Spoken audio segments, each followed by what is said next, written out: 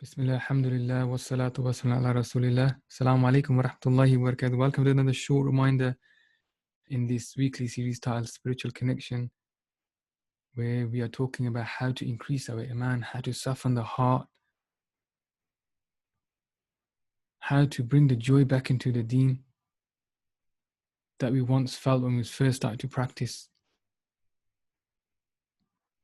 or a spiritual high that we felt a long time ago that now it seems like it's a long distant memory in the past. In the past few reminders, we've been talking about a way to increase our iman by performing good deeds. We talked about rushing to perform good deeds, hastening to perform them. We talked about doing them regularly. We talked about not overburdening yourself, not going into an extreme. And this week, subhanAllah, in this reminder, we share some advice of those who say, or maybe not even say with their tongues, but feel it in their hearts or in their minds, I'm getting bored. I want to do something new. And subhanAllah, this is one of the traps of shaitan, who whispers to us. And even though we might be regularly performing the prayers, but it's like, but your iman is still low. You still have that feeling of hardness in your heart. You're still not finding joy. Your iman's hit like a rock bottom. Reading Quran doesn't move me. Falling into sin so easily, but you're praying 5 times a day. So mix it up, do something else. Maybe you need to drop that. A'udhu billah, subhanallah. Maybe you're performing good deeds regularly. The 5 daily prayers, maybe a small portion of the Quran regularly, and maybe 1 or 2 other deeds that you're performing regularly. But you feel that's not cutting it. Subhanallah. So to close the doors to shaitan, we need to seek knowledge. And this is something which we have mentioned in the past. But we need to know about Allah subhanahu wa ta'ala, that He is the most wise. He is our khaliq. He is our creator, and He's created us. And He's created and given us this beautiful religion of Al-Islam. And He's Ar-Rahman and Ar-Rahim. He's merciful. And by these attributes, and talking about these attributes of Allah subhanahu wa ta'ala, we link them that He has given us a variety of acts of worship to do. This is the topic of today. That we have a variety of acts of worship that we can do in our deen to make sure that we're still engaged, we're still energized, we're not feeling bored or feeling fed up and looking for something new in something other than the deen, subhanAllah. Within Islam, there is a huge variety of acts of worship that we can do, in addition to the fara'id. Some acts are physical, such as the nawafil prayers, salah. Some are financial, like giving charity, zakah. Some are physical and financial, like going for umrah, going to visit Medina, for example. Some of them are spoken, the dhikr, Quran, dua. And even within one type of worship, you'll have different, divisions. For example, you'll have the fard, then you'll have the sunnah or the recommended. And again, even within them, you have varieties, subhanAllah. So the advice from today's reminder is that we need to look into these varieties and doing a variety of acts of worship. The deen has given us that scope, subhanAllah.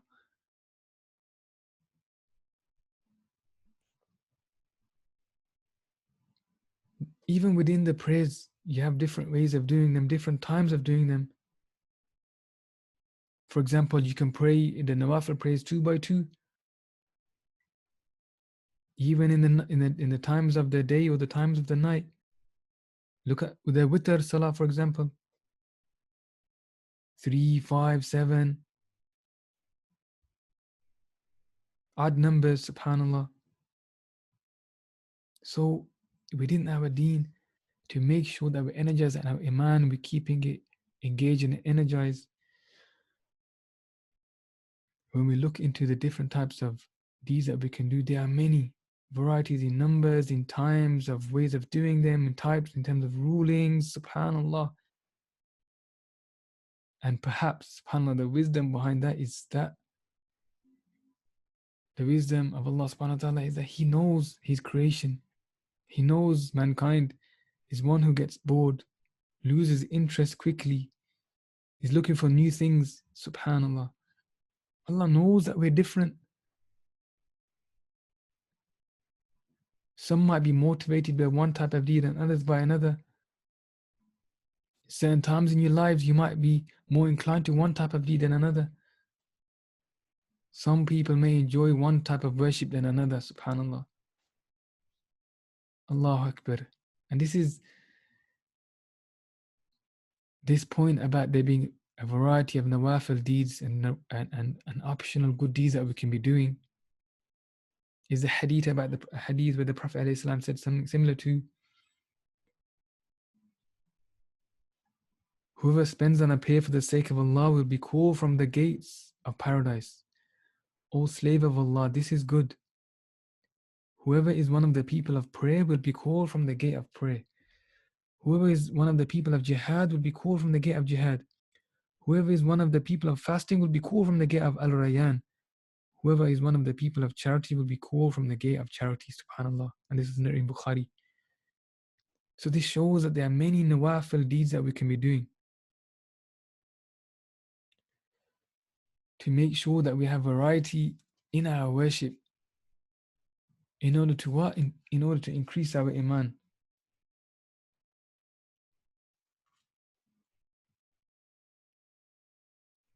And I leave you with one reminder of the Prophet ﷺ giving like a different way of performing a good deed to increase your iman.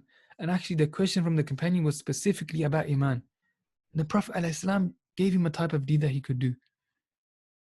A man came to the Prophet ﷺ complaining that his heart was hard, subhanAllah. Similar to us, low iman, hardness of the heart. What did the Prophet ﷺ say to him? The Prophet ﷺ said, would you like your heart to become soft and to get what you want? Show mercy to the orphan. Pat his head. Feed him from your own food, and your heart will become soft, and you will get what you want. Subhanallah.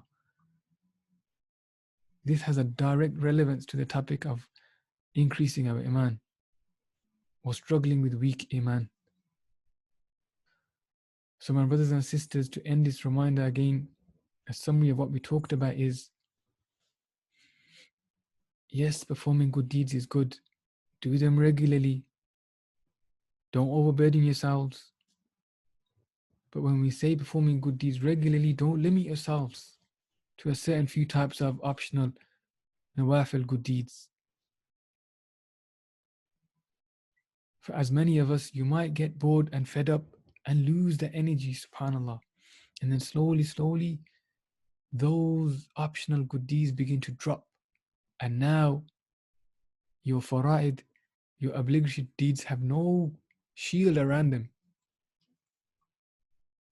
No shield from the shaitan to attack the fara'id, your fard, subhanAllah. So we need to make sure that we are keeping up our guard and having a shield and a fortress of optional good deeds around our fard, fara'id and our obligatory deeds by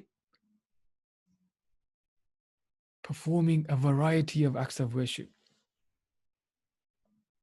And again, looking into the different types of good deeds that we can do, the different times, even within our prayers, the different azkar, the different dua, the different dhikr, some physical, some spiritual, different times of the day. These are all ways that inshallah we can keep the energy and keep our iman at a good state and a good level bi'idhnillah. So again, I close with this reminder of the most important of deeds, and that is as-salah. A deed which the Prophet ﷺ kept on mentioning before his soul was taken. Subhanallah, sallallahu alayhi wasallam. As-salah, as-salah. A deed which will be questioned. One of the first deeds we will be questioned about. As-salah, which Allah subhanahu wa ta'ala has revealed to the Prophet in a different way as other deeds were revealed. This deed was not revealed through Jibreel alayhi salam, by Jibreel alayhi salam bringing it down to the Prophet alayhi salam. No.